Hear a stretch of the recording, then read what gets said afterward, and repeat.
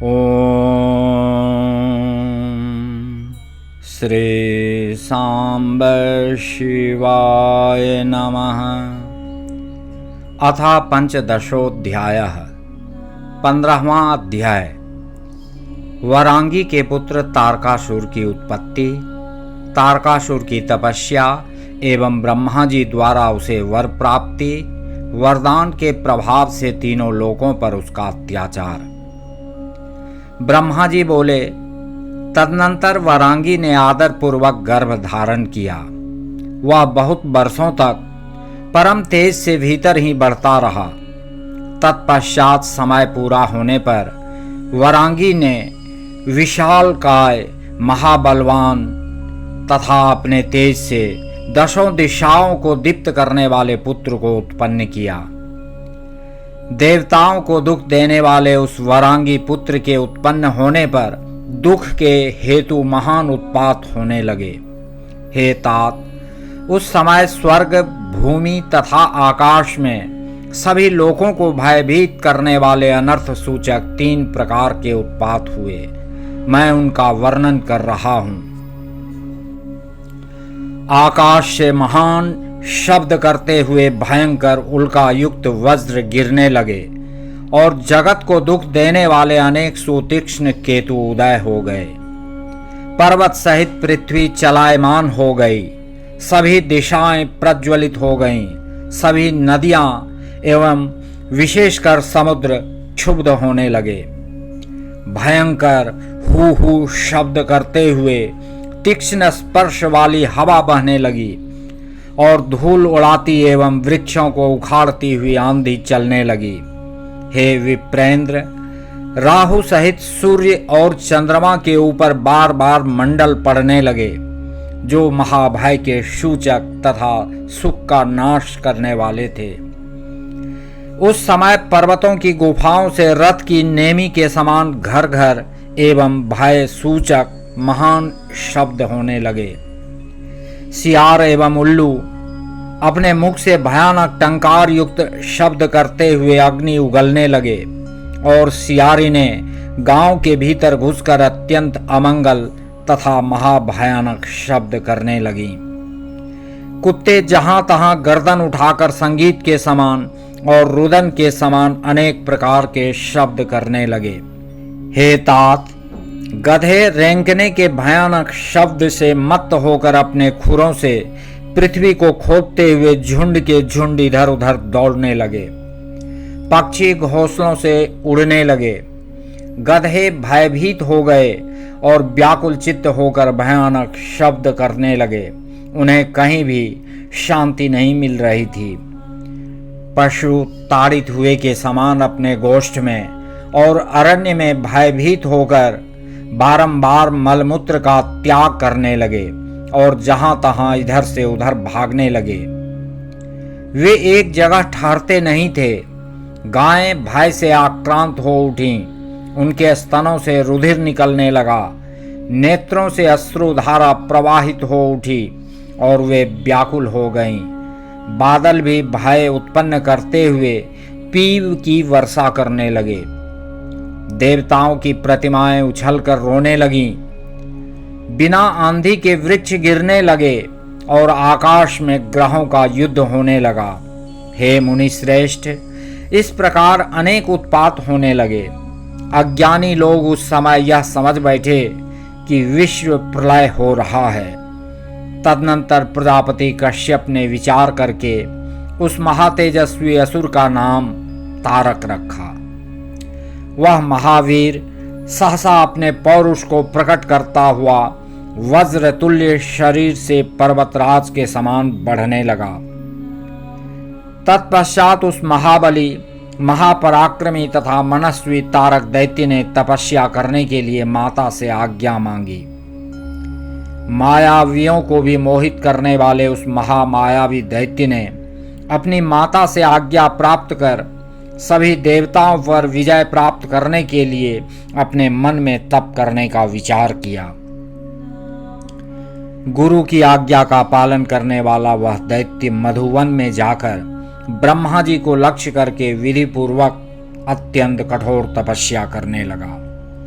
उस दृढ़ व्रत दैत्य ने चित्त को स्थिर कर नेत्रों द्वारा सूर्य को देखते हुए अपनी भुजाओं को ऊपर उठाकर एक पैर पर खड़े होकर 100 वर्ष पर्यंत तपस्या की। तदनंतर पैर के अंगूठे से भूमि को टेक कर दृढ़ चित्त वाले तथा ऐश्वर्यशाली महान असुरराज तारक ने उसी प्रकार 100 वर्ष तक तपस्या की। 100 वर्ष तक जल पीकर, 100 वर्ष तक वायु पीकर, 100 वर्ष तक जल में खड़ा रहकर और 100 वर्ष तक ठंडिल पर रहकर उसने तपस्या की। 100 वर्ष तक अग्नि के बीच में, 100 वर्ष तक नीचे की ओर मुख करके और 100 वर्ष तक हथेली के बल पृथ्वी पर स्थित होकर वह तपस्या करता रहा। हे मुने, वह 100 वर्ष तक वृक्ष की शाखा को दोनों पैरों से पकड़कर नीचे की ओर मुख करके पवित्र धूम का पान करता रहा। इस प्रकार उस असुरराज ने अपने मनोरथ को लक्ष्य करके सुनने वालों को भी सर्वथा दुस्सह जान पड़ने वाला अत्यंत कठिन तथा कष्टकर तप किया। हे मुने, इस प्रकार तप करते हुए उसके सिर से चारों दिशाओं में फैलने वाला एक महान उपद्रवकारी महातेज निकला। हे मुने, उस तेज से सभी देवलोक प्राय जलने लगे और चारों ओर समस्त देवता तथा ऋषिगण बड़े दुखी हुए। उस समय देवराज इंद्र अधिक भयभीत हुए कि निश्चय ही इस समय कोई तप कर रहा है, वह मेरे पद को भी छीन लेगा। वह ऐश्वर्यशाली तो असमय में ही ब्रह्मांड का संहार कर डालेगा। इस प्रकार संदेह में पड़े हुए देवता लोग कुछ भी निश्चय नहीं कर पा रहे थे। तदनंतर सभी देवता एवं ऋषि परस्पर विचार करके भयभीत एवं दीन होकर मेरे लोक में पहुंचे और मेरे सामने उपस्थित हुए। व्यथित चित्त वाले उन सभी ने प्रणाम कर मेरी स्तुति करके हाथ जोड़कर सारा वृत्तांत मुझसे कहा। मैं भी सद्बुद्धि से उनकी व्यग्रता का समस्त कारण जानकर जिस स्थान पर असुर तप कर रहा था उस स्थान पर उसे वर देने के लिए गया। हे मुने, मैंने उससे कहा, हे दैत्य, तुमने घोर तपस्या की है, अतः वर मांगो। मुझे कोई भी वस्तु तुम्हारे लिए अदेय नहीं है। तब मेरा वचन सुनकर उस महान असुर तारक ने मुझे प्रणाम करके तथा मेरी स्तुति कर अत्यंत कठिन वर मांगा। तारक बोला, हे पितामह, वर देने वाले आपके प्रसन्न हो जाने पर मेरे लिए क्या असाध्य हो सकता है, अतः मैं आपसे वर मांगता हूं, उसे मुझसे सुनिए। हे देवेश, यदि आप मुझ पर प्रसन्न हैं और यदि मुझे वर देना चाहते हैं तो मेरे ऊपर कृपा करके मुझे 2 वर दीजिए। हे महाप्रभु, आपके बनाए हुए इस समस्त लोक में कोई भी पुरुष मेरे समान बलवान ना हो और शिवजी के वीर्य से उत्पन्न हुआ पुत्र देवताओं का सेनापति बनकर जब मेरे ऊपर शस्त्र प्रहार करे तब मेरी मृत्यु हो। हे मुनीश्वर, जब उस दैत्य ने मुझसे इस प्रकार कहा तब मैं उसे उसी प्रकार का वर देकर शीघ्रतापूर्वक अपने स्थान को चला गया। वह दैत्य भी मनोवांछित उत्तम वर प्राप्त कर अत्यंत प्रसन्न होकर शोणित नामक पुर को चला गया। उसके बाद दैत्य गुरु शुक्राचार्य ने मेरी आज्ञा से असुरों के साथ जाकर त्रिलोकी के राज्य पर उस महान असुर का अभिषेक किया। तब वह महादैत्य त्रैलोक्याधिपति हो गया और चराचर को पीड़ित करता हुआ अपनी आज्ञा चलाने लगा। इस प्रकार वह तारक विधि पूर्वक त्रैलोक्य का राज्य करने लगा और देवता आदि को पीड़ा पहुंचाता हुआ प्रजा पालन करने लगा। तदनंतर उस तारकासुर ने इंद्र आदि लोकपालों के रत्नों को ग्रहण कर लिया। उन्होंने उसके भय से रत्न स्वयं प्रदान किए। इंद्र ने उसके भय से उसे ऐरावत हाथी समर्पित कर दिया और कुबेर ने 9 निधियां दे दी।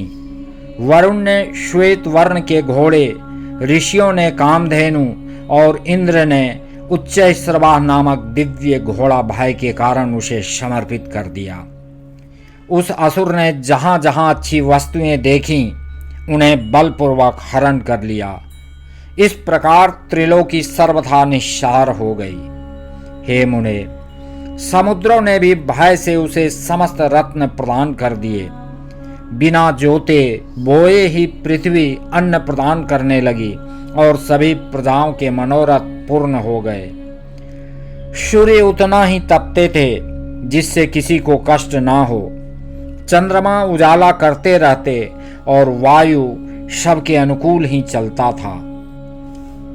उस दुरात्मा असुर ने देवताओं, पितरों तथा अन्य का जो भी द्रव्य था वह सब हरण कर लिया। इस प्रकार वह तीनों लोकों को अपने अधीन कर स्वयं इंद्र बन बैठा। वह इंद्रियों को वश में रखने वाला अद्वितीय राजा हुआ और अद्भुत प्रकार से राज्य करने लगा। उसने समस्त देवताओं को हटाकर उनकी जगह दैत्यों को नियुक्त कर दिया और देवताओं को अपने कर्म में नियुक्त किया। हे मुने, तदनंतर उससे पीड़ित हुए इंद्र आदि समस्त देवगण अनाथ तथा अत्यंत व्याकुल होकर मेरी शरण में आए।